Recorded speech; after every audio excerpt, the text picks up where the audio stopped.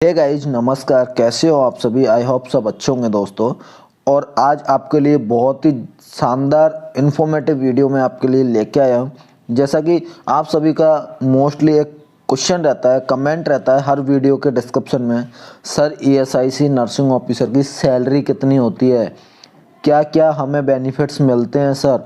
तो बहुत सारी चीज़ें मैं आपको एक डेडिकेटेड वीडियो में लेके आ गया हूँ।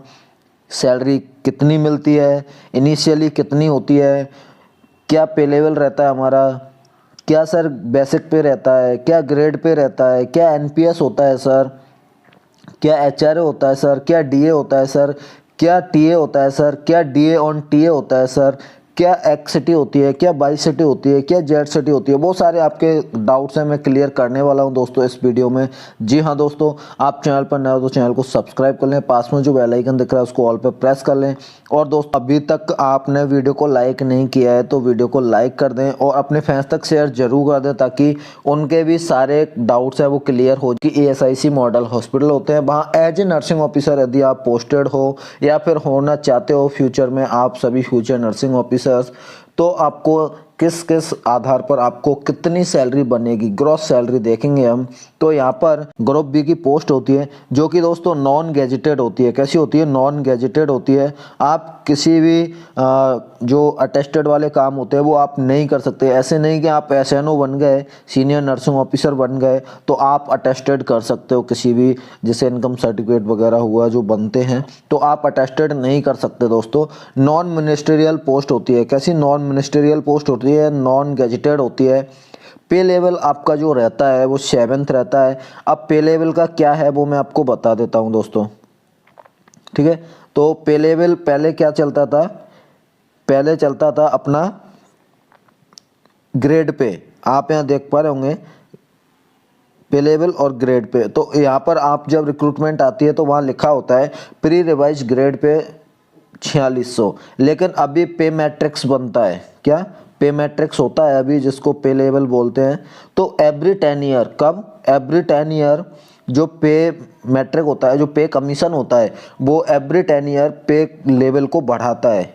अभी तक पे लेवल 7th पहुंच चुका है ग्रुप बी, जो 4600 ग्रेड पे वाली पोस्ट है उसके लिए। तो 7th पे लेवल पे आपकी सैलरी बनती है। प्री रिवाइज्ड ग्रेड पे होता है 4600 और यहाँ पर एनपीएस होता है। अब मैं एनपीएस आपको लास्ट में समझाऊंगा, बिकॉज यहाँ पर आपका बेसिक और डीए मैटर करता है। तो आपको पहले बेसिक पता होना चाहिए और डीए पता होना चाहिए, उसके बाद ही आपको नेशनल पेंशन स्कीम एनपीएस समझ में आएगा। तो चलिए दोस्तों, पहले हम देख लेते हैं पूरा सैलरी। दोस्तों क्या होता है, जैसे आपके कोई 3 फ्रेंड है, ए, बी और सी।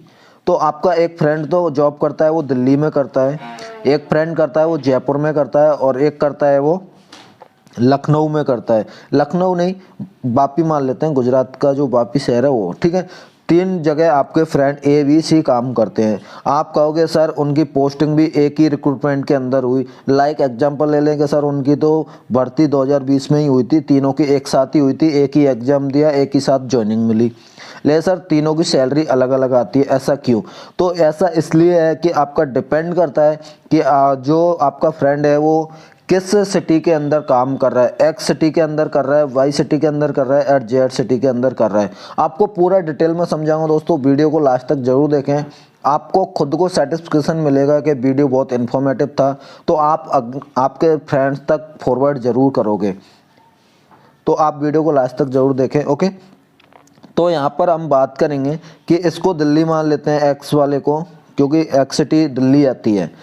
बाई सिटी के अंदर हम जयपुर मान लेते हैं और जेड सिटी के अंदर हम वापी मान लेते हैं, ठीक है। तो यहाँ पर क्या होता है कि जो बेसिक रहता है, तो बेसिक तो सबका सेम होता है दोस्तों। बेसिक तो किसी भी सिटी में आप जॉब कर रहे हो ईएसआईसी के अंदर, तो आपका बेसिक सबका सेम रहेगा। कितना? 44,900 रुपये पर मंथ। अब बात करेंगे डीए की। तो डीए क्या होता है? डीएनएस अलाउंसेस होता है, जो कि महंगाई भत्ता होता है। तो अभी 31% है, ठीक है। अभी 31% लगता है ईएसआईसी के अंदर। तो ये भी किसी भी सिटी में हो, आप एक्स सिटी में हो, वाई सिटी में हो, जेड सिटी में हो, किसी भी सिटी में हो, आपका डीए 31% ही लगेगा और वो लगेगा आपका बेसिक पे पर 44,900 का आप 31% निकालोगे तो आपका रहेगा 13,919 रुपये। कैलकुलेशन में 19-20 ऊपर नीचे हो सकता है क्योंकि कैलकुलेशन मैंने की है, लेकिन फिर भी मैं भी मतलब इंसान ही हूँ तो गलती हो सकती है, तो थोड़ा माइंड ना करें। बॉसिंग अलाउंसेस WA, तो बॉसिक अलाउंसेस क्या है, चाहे आप दिल्ली में रह लो, चाहे आप जयपुर में रह लो, चाहे वापी में रह लो, चाहे मुंबई में रह लो, कहीं भी रह लो, आपको कपड़े धोने हैं तो वो तो कहीं भी धो लो आप, खर्चा तो आपको बराबर ही आएगा। तो जो वॉशिंग अलाउंसेस रहता है वो प्रत्येक सिटी में ऑल ओवर इंडिया में 1800 रुपये एक नर्सिंग ऑफिसर को पे किया जाता है ESIC के द्वारा। उसके बाद आता है नर्सिंग अलाउंसेस, तो नर्सिंग अलाउंसेस भी सेम रहता है। यहाँ पर किसी भी कैटेगरी की सिटी हो आपकी XYZ, आपका नर्सिंग अलाउंसेस भी सेम ही रहेगा यहाँ पर 7200 रुपये पर मंथ। आप देख सकते हो तीनों सिटी में 7200 रुपये पर मंथ ही यहाँ पर अलाउंसेस आपका रहने वाला है। चाहे आप किसी भी सिटी के अंदर जॉब कर रहे हो, आपका बेसिक पे DA, बॉसिंग अलाउंसेस और नर्सिंग अलाउंसेस सारा का सारा सेम होता है। तो यहाँ पर एक सेम सैलरी बन जाती है। किसी भी सिटी के अंदर आप वर्क कर रहे हो 67,819 रुपये। और दोस्तों ये तो हो गई आपकी सब टोटल सैलरी। अभी इसमें और बहुत सारी चीज़ें जुड़ने वाली। उसके बाद में आता है HRA। क्या HRA? अब HRA बड़ा रोल प्ले करता है। यहाँ पर सिटी के आधार पर आपको HRA प्रोवाइड किया जाता है। यहाँ से आपकी सैलरी है वो डिफरेंट हो जाती है। हाउसिंग रेजिडेंट अलाउंसेस आप देख सकते हो, जो X सिटी थी, ये X सिटी थी, ये Y थी और ये Z थी। तो X सिटी के अंदर आपका 24, 27 और 30% मिलता है। अब ये डिपेंड करता है आपकी सिटी पे, ठीक है। जो HRA लगता है वो आपका DA पर डिपेंड करता है। यदि आपका DA 25 से कम आपका DA है तो आपका जो HRA है वो आपको 24% मिलने वाला है दोस्तों। कितना? 24%। यदि आपका DA 25 से 50 के बीच में है, जैसे 31%, तो आपका X सिटी के अंदर 27% HRA लगेगा। यदि आपका अबव 50 है, कितना अबव 50 है HRA, वो सॉरी DA, तो आपका फिर HRA 30% मिलेगा। तो ये तो था किसका? X सिटी का। ऐसे ही आपका Y सिटी के अंदर लगेगा कि यदि आपका 25 से कम है तो 16, 25 से 50 के बीच में है DA तो आपका 18% HRA लगेगा। और यदि आपका अबव 50 है DA तो फिर आपका 20% HRA लगेगा Y सिटी के अंदर। इसी प्रकार यहाँ पर ये यदि आपका 25 से कम है तो 8% HRA लगेगा। और यदि आपका 25 से 50 के बीच में है DA तो आपका 9%। और यदि अब 50 है DA तो आपका HRA है वो 10% लगेगा। अब यहाँ पर हम सैलरी कैलकुलेट करेंगे। हम जैसे अभी बात कर रहे थे NO की पोस्ट की, नर्सिंग ऑफिसर की पोस्ट की, तो यहाँ पर सभी का 31% क्या होता है? DA होता है। क्या होता है? DA। तो हम बात करेंगे अब HRA कैसे निकालें 31% वालों का। तो आप Z सिटी से कैलकुलेट करना शुरू कीजिए। तो आपका बेसिक का आप निकालोगे 9%, तो आप 4,041 रुपये बनता है। अब इसका डबल कर देंगे तो आपका Y सिटी का हो जाएगा, क्योंकि 18% डबल हो गया 9 का। तो आप इसका डबल निकालोगे तो 8082 हो जाएगा दोस्तों, ठीक है। उसके बाद में आप इसका 3 गुना करोगे तो आप देख सकते हो यहाँ पर 12,123, ये कैलकुलेशन आपकी निकल के आएगी। तो इस प्रकार आपका HRA बन जाएगा X सिटी के अंदर 12,123 रुपये, Y सिटी के अंदर 8,082 रुपये और Z सिटी के अंदर 4,041 रुपये आपका यहाँ पर HRA बन जाता है दोस्तों। ट्रांसपोर्ट अलाउंसेस होते हैं जो कि X सिटी के अंदर 3600 रुपये मिलता है, X सिटी के अंदर 3600 मिलता है, Y सिटी के अंदर भी 3600 मिलता है और जो Z सिटी होती है उसके अंदर 1800 रुपये आपको TA मिलता है दोस्तों। अब यहाँ पर देखने को मिलेगा कि DA ऑन TA, अब जो आपका ट्रांसपोर्ट अलाउंसेस था इसके ऊपर भी आपको DA मिलेगा। भाई महंगाई बढ़ता है, इसका भी तो मिलना चाहिए। तो बड़ी सिटी होगी तो बहुत ज़्यादा महंगाई होगी। तो अब जो ट्रांसपोर्ट अलाउंसेस होता है आपका, उसी के ऊपर आपको फिर से DA मिलेगा। अब वो DA कैसे मिलेगा वो हम देख लेते हैं। यहाँ पर मतलब 31% आप निकाल सकते हो, 3600 का 31% आप निकालोगे तो यही आपको डाटा मिलेगा 1116। ओके, तो आप कैलकुलेट करके देख लीजिएगा।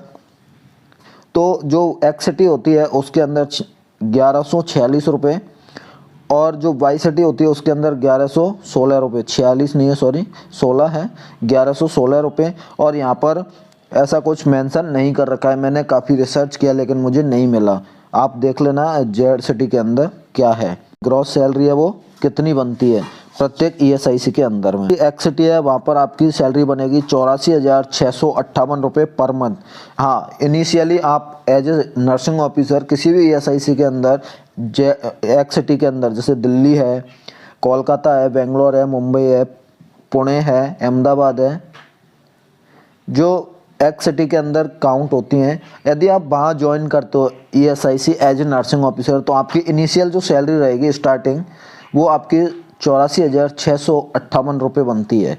यदि आप वाई-सिटी के अंदर ज्वाइन करते हो तो आपकी सैलरी 80,617 रुपये आपकी बनती है। आप चाहो तो अपने कोई फ्रेंड सर्कल में ज्वाइन कर रखा हो तो आप पूछ सकते हो, ये सैलरी उनको मिलती है।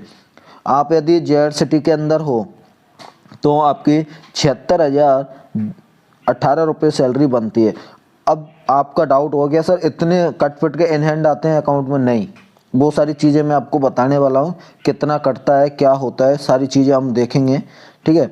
उसके बाद में इंक्रीमेंट की बात आती है, तो इंक्रीमेंट साल में 2 बार लगता है। एक तो लगता है आपका 1 जनवरी को। अब 1 जनवरी को किन का लगता है वो मैं आपको बता देता हूँ। जिनकी पोस्टिंग मतलब ज्वाइनिंग हुई थी वो 2 जनवरी से लेके और 30 जून तक जिनकी ज्वाइनिंग होती है इसके बीच में, तो उनका इंक्रीमेंट लगेगा 1 जनवरी से। जिनकी ज्वाइनिंग 2 जुलाई से लेके और 31 दिसंबर के बीच में हुई है तो उनका जो इंक्रीमेंट लगेगा वो 1 जुलाई से लगेगा दोस्तों। कब से? 1 जुलाई से। तो साल में 2 बार इंक्रीमेंट लगता है, लेकिन सैलरी 3 बार बढ़ती है साल में, ठीक है। 3 टाइम्स सैलरी इंक्रीमेंट होता है, लेकिन इंक्रीमेंट जो लगते हैं वो 2 बार ही लगते हैं। अब 3 बार कैसे लगता है वो चीज़ें हम बाद में देखेंगे, ठीक। तो 1-2 पॉइंट क्लियर कर लेते हैं। पहले ही तो हम बात कर लेते हैं एक्स-सिटी की कि सर एक्स-सिटी कितनी है इंडिया में अभी।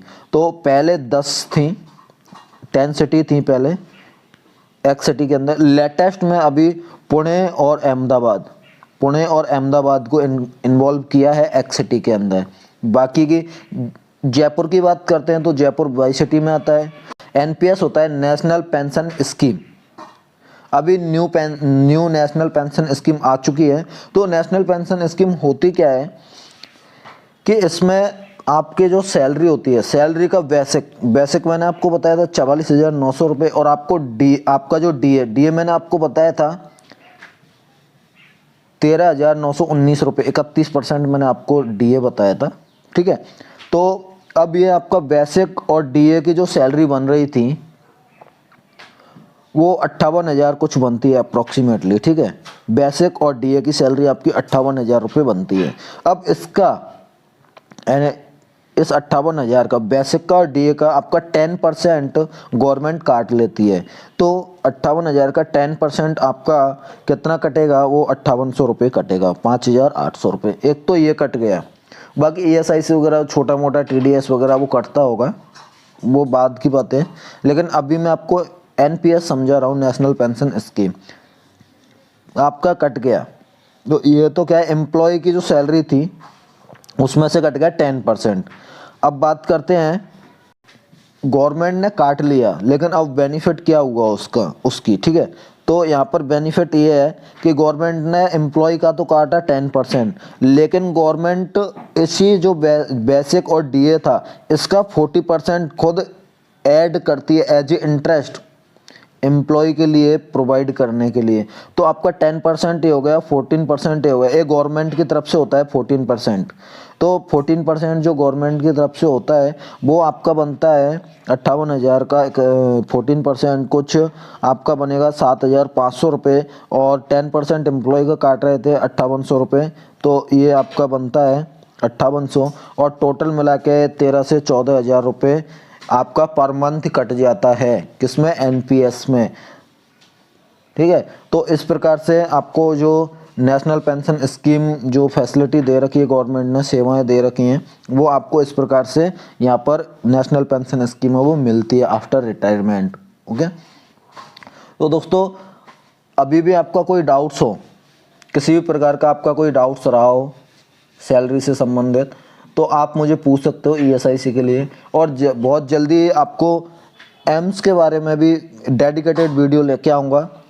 वहाँ एम्स में कैसे कैसे सैलरी बनती है, कितनी बनती है, इन हैंड आपको कितनी आती है, वो सारी चीज़ें हम वहाँ देखेंगे, एम्स की सैलरी। तो दोस्तों वीडियो को लाइक करके अपने फ्रेंड्स तक शेयर जरूर कर दें। और आपको आप जिस भी इंस्टीट्यूट में जाना चाहते हो, चाहे वो जिपमर हो, VHU हो, एम्स हो, कोई सा भी, या फिर ESIC है, या फिर PGI है, कोई सा भी इंडिया का, चाहे वो PGI रोहतक हो, PGI लखनऊ हो, चाहे वो कोई सा भी हो, PGI चंडीगढ़ हो, आपके कहीं के भी आपके डाउट्स हो तो आप मुझे कमेंट में लिखें। जितना आप कमेंट्स करोगे उसी इंस्टीट्यूट पर डेडिकेटेड मैं वीडियो बनाऊंगा। So thanks for watching this video guys. फिर मिलेंगे किसी अच्छे अपडेट के साथ में, अच्छे इंफॉर्मेटिव वीडियो के साथ में। तो चैनल को सब्सक्राइब जरूर कर देना। Thank you guys.